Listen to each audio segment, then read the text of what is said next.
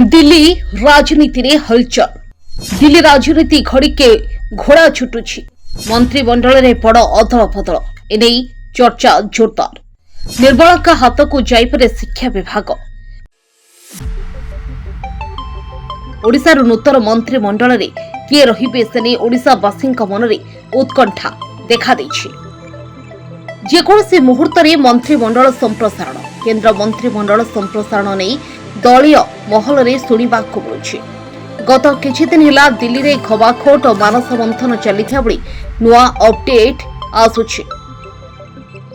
किछि मंत्रीक विभाग अदल बदल हेबा नै जोर धरिथिया बळी आउ किछि कैबिनेट मंत्री को पद जाई पारे। एहा सहित किछि नुआ मुह को मोदी को टीम रे शामिल करा जाई पारे।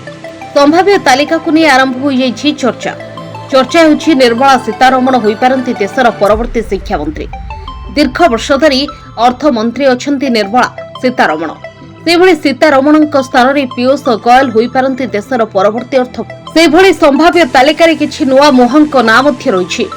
संभाव्य तालिका रे नीतीश कुमार, अनुराग ठाकुर, राघव चढ़ा, तुरण चुग, श्रीकांत सिंधेको नाम रहिछि।